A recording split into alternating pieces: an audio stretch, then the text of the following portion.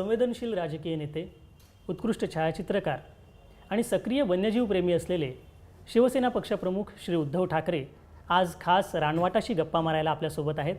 उद्धवजी, रानवाटाच्या या व्यासपीठावर आपलं स्वागत. सुरुवात आपण रानवाटापासूनच करूयात. आपल्याच हस्ते रानवाटाचं गुढीपाडव्याच्या दिवशी उद्घाटन झालं. आपण ही साईट पाहिलीत, काय आपली प्रतिक्रिया आहे? नाही, खरोखर एक चांगला हा प्रयत्न आहे. याचं कारण असं की एकतर विषयाची निवड. अनेक जण मला भेटत असतात, मी सुद्धा वन्यजीव प्रेमी आहेच. त्यांना वाचायला काहीतरी पाहिजे असतं, माहिती काहीतरी पाहिजे असते, कुठे जावं, काय करावं, ह्याचे कुठेतरी त्यांना दिशा दाखवणारं मासिक म्हणा, साप्ताहिक म्हणा, हे हवं असतं. हे नुसतं मासिक किंवा साप्ताहिक किंवा पाक्षिक एवढं पुरतंच मर्यादित नाही, तर तुम्ही ते जे माध्यम निवडले ते सुद्धा खूप चांगलं आहे. कारण अनेकदा असं होतं की एखादा अंक आल्यानंतर तो अंक कालांतराने जुना होतो आणि मग तो रद्दीमध्ये जातो. पण हा अंक जो आहे तो कधी जुना होणार नाही आणि तो जिथे जिथे त्याचे वाचक जातील आणि ज्यांच्याकडे इंटरनेटची सोय आहे, मग आयपॅड असेल, फोन असेल, लॅपटॉप असेल किंवा कुठेही तुम्ही गेलात तर तिकडे तुमचा हा अंक ते पुन्हा रिकॉल करून वाचू शकतात. तर मला वाटतं हे त्याचं वैशिष्ट्य आहे. आणखी एक महत्त्वाचं उद्धवजी, मला सांगायला आनंद वाटतो की आत्ताच्या घडीला जगातल्या 30 देशांमधले मराठी वाचक रानवाटा वाचतायत. खूपच छान. हा सुद्धा एक ॲडव्हान्टेज या माध्यमाच्या निमित्ताने. नक्कीच. म्हणजे या वाटा ज्या आहेत त्या तुम्हाला 7 समुद्रापलीकडे घेऊन गेलेल्या आहेत. बिलकुल. उद्धवजी, आपण स्वतः एक वन्यजीव प्रेमी आहात. जंगल आणि जंगलातल्या प्राण्यांबद्दलचं हे प्रेम मनात कधी कसं निर्माण झालं? इकडे सुद्धा आमची घराणेशाही आहे. क्या बात आहे. करायचं तर सगळंच घ्यायला पाहिजे ना. शिवसेना प्रमुखसुद्धा त्यांच्या मनातसुद्धा खूप वन्यजीवांबद्दल प्रेम हे होतंच. तसं पाहिलं तर शिवसेनेचा सिम्बॉलच वाघ आहे. तो त्यांनी स्वतः त्याचं रेखांकन केलं होतं. आणि थोडंसं वेगळं सांगायचं तर त्यांच्या त्या उमेदीच्या काळामध्ये त्यांनी स्वतः एक घरी घुबड पाळलं होतं. वाह. की ज्याच्यावरून मग अर्थात आमचा तेव्हा जन्मही नव्हता झालेला. त्या आठवणी ते सांगायचे की कसे सगळेजण हादरले होते, अरे काय याला झाले, हा घुबड काय पाळतो, कारण घुबड. हां, पण त्याच्या घुबडासारखा स्वच्छ पक्षी नाही आहे. खूप खूप गोंडस असा तो पक्षी आहे. पण हे प्रेम हे त्यावेळेपासूनचं आहे. वाघ हा लाडका प्राणी आहे तुमचा? नक्कीच आहे. कारण मी आत्तासुद्धा शिवसैनिक रूपाने जे माझ्या आजूबाजूला वाघ असतात त्या वाघांमध्येच असतो. त्याच्यामुळे वाघ हा माझा लाडका प्राणी आहेच. पण त्याचबरोबरीने इतरही सुद्धा जे काही प्राणी आहेत ते सुद्धा तेवढेच चांगले असतात. मग पक्षी आले त्याच्यामध्ये, मासे आले त्याच्यामध्ये, खूप चांगले. राजकारणाच्या धकाधकीमध्ये शिवसेनेसारख्या एका वायब्रंट पक्षाचे आपण प्रमुख आहात. या सगळ्या धकाधकीमध्ये आपलं वन्यजीव प्रेम कसं जपता तुम्ही?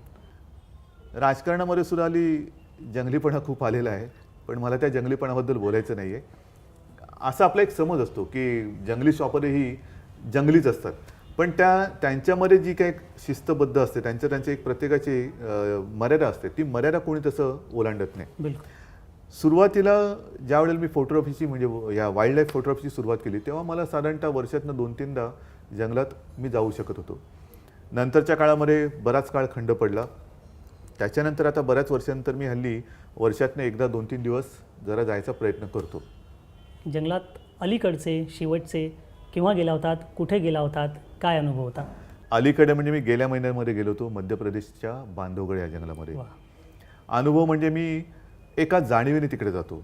मला वाघ दिसतो, पक्षी दिसतात, हे तर माझं म्हणजे मी समजतो की भाग्य आहेच. कारण अनेक जणांना खूप वेळ जंगलात जाऊन सुद्धा वाघ दिसत नाही. तो मला दिसतो.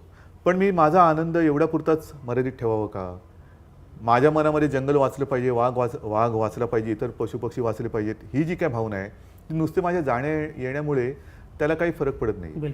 मी एका जाणीवेने एवढ्यासाठी जातो की जे प्रत्यक्ष जंगलात काम करतात त्या वनरक्षकांना कोणीतरी एक आधार दिला पाहिजे. याही वेळेला मी जेव्हा गेलो तेव्हा त्या वनरक्षकांसाठी मेडिकल कॅम्प केला.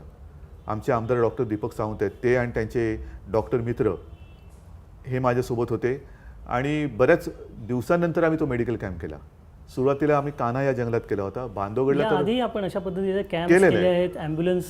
एक ॲम्ब्युलन्स दिलेली आहे. आणि आता गेल्या वर्षी तिकडे एक मिनी बस दिलेली आहे बांधवगडच्या जंगलामध्ये. म्हणजे तुम्ही तुमच्या वन्यजीव प्रेमाला सक्रियतेची जोड दिलीत. प्रयत्न आहे माझा.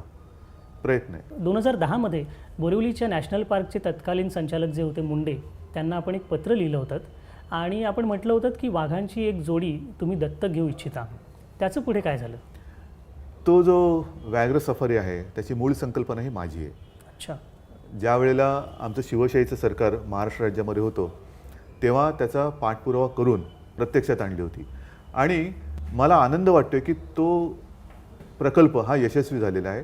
तिथल्या पांढऱ्या पण आणि ज्या पिवळ्या वाघांना सुद्धा आता पिल्लं झालेली आहेत आणि मग 2010 साली जेव्हा मी वृत्तपत्रात वाचलं की तिथे वाघ दत्तक देण्याची एक कल्पना पुढे येते, त्यावेळेला मी ताबडतोबीने ते वनाधिकारी होते मुंडे, त्यांना संपर्क करायला सांगितलं की जर ही तुम्ही पद्धत सुरू करत असाल तर माझी इच्छा आहे की वाघ दत्तक घ्यायचा. पण दुर्दैवाने अजूनही पुढे मला काय प्रतिसाद मिळालेला नाही आहे. उद्धवजी, तुम्ही वन्यजीवांप्रती, जंगलांच्या प्रती, पर्यावरणाच्या प्रती संवेदनशील आहात, परंतु एकंदरीत राजकीय आपलं जर चित्र पाहिलं देशातलं, राज्यातलं, तर राजकीय नेत्यांमध्येही संवेदनशीलता दिसत नाही. कुठल्याही राजकीय पक्षाच्या जाहीरनाम्यामध्ये पर्यावरणविषयक कुठलाही मुद्दाही सुद्धा नसतो. हे असं का होतं? पर्यावरण किंवा जनावरं सोडा, माणसांबद्दल ते संवेदनशील आहेत का? आज महाराष्ट्रामध्ये दुष्काळ आहे, पाण्या वाचून माणसं तडफडत आहेत. पाणी मागायला गेल्यानंतर मंत्री कोणत्या भाषेत बोलतात त्यांच्याशी?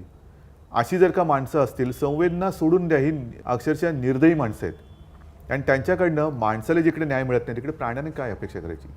साधा विषय असा आहे की जंगलामध्ये आपण अनेकदा वाचतो की मानवी वस्तीमध्ये बिबळ्या घुसला, मानवी वस्तीमध्ये वाघ घुसला. हा विचार आपल्या मनाला शिवत नाही की अरे हा कसा काय घुसला? ज्या वेळेला आपण अतिक्रमण करत करत करत त्याच्या जंगलामध्ये घुसायला लागतो तेव्हा ते साहजिकच आपल्या इकडे घुसायला लागणार. विशेष म्हणजे मानवी वस्तीचा विचार केल्यानंतर सरकार एका सहीच्या फटकाऱ्याने FSI वाढवू शकतं. बिल्डिंग जर एक मजली दुमजली असेल तिकडे टोलेजंग इमारती उभ्या राहू शकतात. जंगलाचा FSI तुम्ही नाही वाढू शकत, झाडांचा FSI नाही वाढू शकत. म्हणजे जंगलं जी आहेत ती आपण त्याची सुरक्षा हे आपलं कर्तव्य आहे. तुम्ही शहराच्या इकडे शहरीकरण करा, नागरीकरण करा, पण जंगलंसुद्धा तुम्ही खात चाललात आणि तुम्हाला एका बाजूला वाईल्ड लाईफसुद्धा पाहिजे, पर्यावरणसुद्धा वाचवायचं आहे. पर्यावरण वाचवत असताना पुन्हा जैतापूरसारखे प्रकल्प आणायचे आहेत. म्हणजे तुम्हाला नेमकं काय पाहिजे आणि कोणत्या दिशेने तुम्हाला जायचं आहे हे आपल्याला काहीच कळत नाही आहे. म्हणजे सरकारी पातळीवर उदासीनता आहे असं वाटतं? उदासीनता म्हणण्यापेक्षा अज्ञान आहे. ह्याचं कारण प्रत्येकाला आपापली खुर्ची प्यारी आहे. खुर्ची वाचवण्यासाठी माझे प्रयत्न मी काय करू शकतो? ते प्रयत्न जेवढे तुम्ही करता तेवढ्यात एका थोड्याशा पटीमध्ये जंगल वाचवण्यासाठी केले तरी खूप काहीतरी होईल. या सगळ्या परिस्थितीमध्ये सामान्य माणसाने काय करायचं? सामान्य माणूस काय करू शकतो हा एक मोठा प्रश्न आहे आणि म्हणून मी म्हटलं ना की माझ्या परीने मी जंगलासाठी काय करू शकतो. तर बाबा मी मेडिकल कॅम्प घेतले. काही वेळेला पावसाळ्याच्या पूर्वी मी काना किंबहुना बांधवगड या जंगलामध्ये रेनकोट, गमबूट, टोप्या यांचंसुद्धा वाटप केलेलं आहे. तर आपापल्या परीने आपण काहीतरी करत गेलो तर आपण मुंबईत राहून सुद्धा जंगलासाठी काहीतरी करू शकतो. पण एक किमान लेवलची एक संवेदनशीलता सर्वसामान्य माणसाकडे असायला नको का? गेल्या काही दिवसांमध्ये महाराष्ट्रात घडलेल्या घटना जर आपण पाहिल्या की ट्रेनखाली चिरडून वाघाच्या एका बछड्याचा मृत्यू होतो किंवा चंद्रपुरात बिबट्याच्या 2 बछड्यांना जिवंत जाळलं जातं, जळगावात लाठाकाठ्यांनी ठेचून बिबट्याला मारलं जातं, हे सगळं कशाचं लक्ष? बरोबर आहे तुमचं म्हणणं. ह्याचं कारण काय झालेलं आहे, आपल्याला दिशा राहिली नाही आहे. तिथल्या लोकांना सुद्धा जर का आपण नीट रोजगाराची हमी देऊ शकलो, त्यांच्या वस्त्यासुद्धा नीट जर का आपण बसू शकलो. अगदी तुम्ही जसं कान्हा मी म्हणतो ना सारखं, मी महाराष्ट्रातलं एकही जंगल का बोलत नाही आहे कारण मी कान्हा, बांधवगड, रणथंभोर या जंगलात फिरलेलो आहे आणि जंगल मॅनेजमेंट हा सुद्धा एक प्रकार असू शकतो. हा तिकडे गेल्यानंतर आपल्याला कळतं. ह्या सर्व जंगलांमध्ये विशेषतः कान्हा जंगलामध्ये पूर्वी आदिवासींच्या वस्त्या होत्याच, पण त्यांनी व्यवस्थितपणाने त्यांना समजावून त्यांचं पुनर्वसन केलेलं आहे. ते पुनर्वसन केल्यामुळे आज कान्हा जंगल हे मोकळं झालेलं आहे. जंगलाच्या आजूबाजूला जी वस्ती राहते ती वस्ती त्यांना दुसरा पोटा पाण्याचा काही उद्योग नाही आहे. मग ते दुर्दैवाने किंवा नाईलाजाने जंगलावरती अवलंबून राहतात. त्यांचं तर म्हणणं असं असतं की जंगल आमचंच आहे, तुम्ही नंतर आलेले आहेत आणि वाघसुद्धा तुम्ही नंतर सोडलेला आहे. तर त्यांना ते नीट समजावून त्यांना रोजगाराची जर का दुसरी संधी आपण उपलब्ध करून दिली तर ते सुद्धा ते मानतील.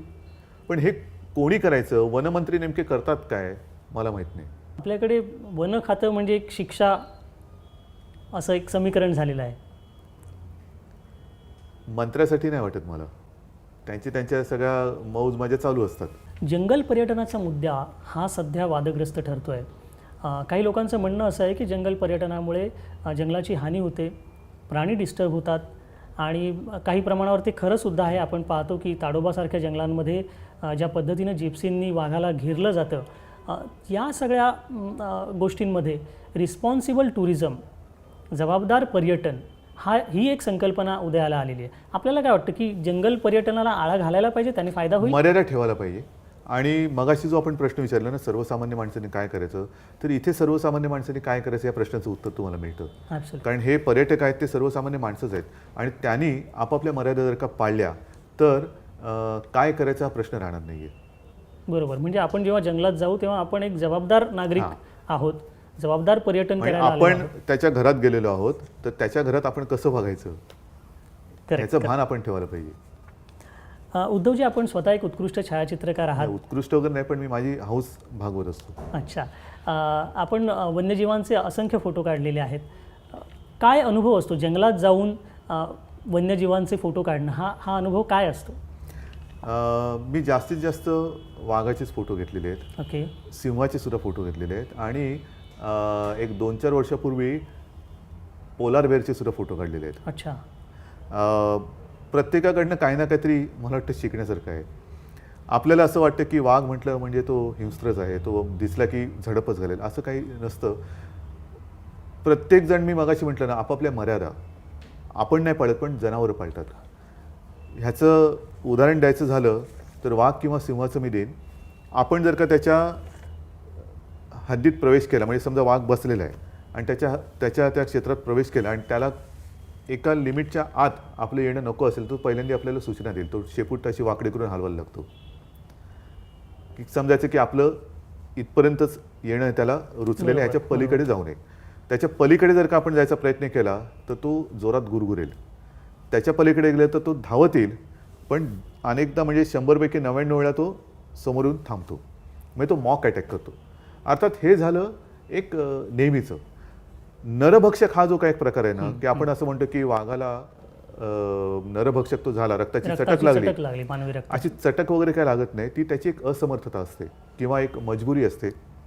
ज्या वेळेला नैसर्गिकरित्या वाघ शिकार करायला हा असमर्थ ठरतो, मग तो वृद्ध झाला, समजा त्याला कुठे दुखापत झाली, त्याला धावता येत नसेल, चालता येत नसेल आणि निसर्गातले जे काही त्याचं खाद्य आहे, म्हणजे हरण असेल, इतर काही असेल, की त्याला पाठलाग करून ते पकडता येत नसेल, तर तेव्हा तो इझी प्रेवरती जातो. बरोबर. म्हणजे आता आपल्याकडे जसं फास्ट फूड आलेलं आहे, पटकन तुम्हाला आता ते संसार जसा तवा चुल्यावर आधी हाताला चटके, आता चटके बिटकेने तुम्हाला बर्गर पिझ्झा बरा पडतो, तसं त्याला तो सुद्धा बर्गर पिझ्झाच्या शोधात जातो. आणि सगळ्यात शेवटचं किंवा इझी प्रे जो आहे तो त्याचा माणूस.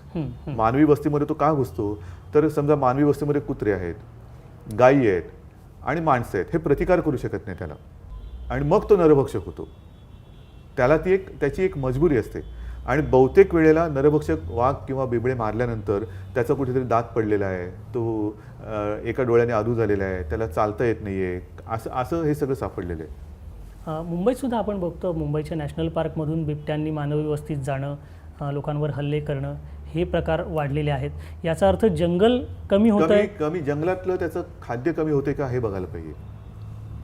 जंगलातलं त्याचं खाद्य कमी होते का नैसर्गिकरित्या. कारण ज्या जंगलामध्ये वाघ आहे ते जंगल हे पूर्ण जंगल मानलं जातं.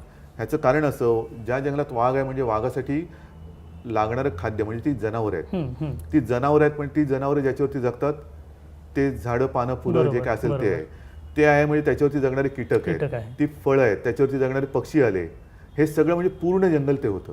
आणि म्हणून वाघाचं जंगल हे पूर्ण जंगल आहे. उद्धवजी, जंगल हे अनेक थरारक घटनांनी भरलेलं विश्व आहे. तुमच्या आजवरच्या वाटचालीमध्ये सर्वात थरारक अशी कुठली घटना तुम्हाला अनुभवायला मी ती थरारक घटना सांगितली तर मला पुढच्या वेळेला जंगलात जायला बंदी होईल. वाईल्ड लाईफ फोटोग्राफी म्हणा किंवा मी एरियल फोटोग्राफी करताना हातात कॅमेरा आल्यानंतर आपण देहभान विसरतो आणि त्या फोटोच्या मागे लागल्यानंतर आपल्याला कळत नाही की आपण त्या क्षणाला कोणता धोका पत्करतो. म्हणजे असे धोके तुम्ही पत्करलेले आहेत?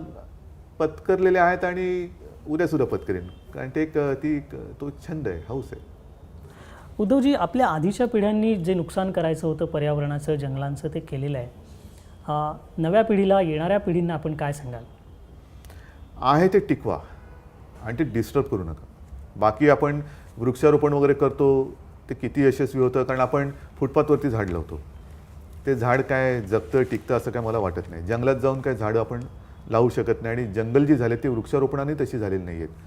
नैसर्गिकरित्या ते जंगल आहे, तर तिकडे जाऊन आपल्याला वाढवता येत नसेल तर निदान काहीतरी तिकडे खराब तरी करू नका. उद्धवजी, आपल्या एरियल फोटोग्राफीची 2 पुस्तकं प्रकाशित झालेली आहेत. वाईल्ड लाईफ फोटोग्राफीचं पुस्तक आम्हाला कधी बघायला मिळणार? वाईल्ड लाईफ फोटोग्राफीचं कसं आहे की मला जेव्हा वेळ मिळेल तेव्हा मी जाऊन फोटो काढतो. त्याच्यामुळे मला असं वाटतं की माझ्याहीपेक्षा खूप चांगले चांगले फोटोग्राफर्स, त्यांच्याकडे खूप चांगले फोटोग्राफ्स आहेत आणि ते फोटोग्राफ्स हे लोकांसमोर आले पाहिजेत. मी माझ्या हौसेखातर जी काय फोटोग्राफी करतो ठीक आहे, त्याचं मी एकदा प्रदर्शन केलं होतं, खूप प्रतिसाद मिळाला. पण त्याहीपेक्षा खूप चांगले फोटो हे अनेकांकडे आहेत, माझ्या मित्रमंडळींकडे पण आहेत आणि म्हणून मला असं वाटतं की ते लोकांसमोर आले पाहिजे.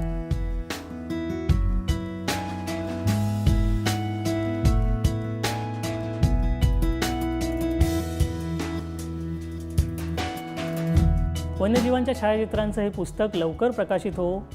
तुमच्या मनामध्ये वन्यजीव आणि जंगलांबाबत जे काही संकल्प आहेत ते सर्व पूर्ण होत आणि ते पूर्ण होण्यासाठी सर्व आवश्यक शक्तींचा तुम्हाला पाठिंबा मिळावा, पाठबळ मिळावं. रानवाटाच्या सर्व टीमतर्फे पुन्हा एकदा आपले आभार. नक्कीच. आणि माझ्याही रानवाट्याला खूप खूप शुभेच्छा.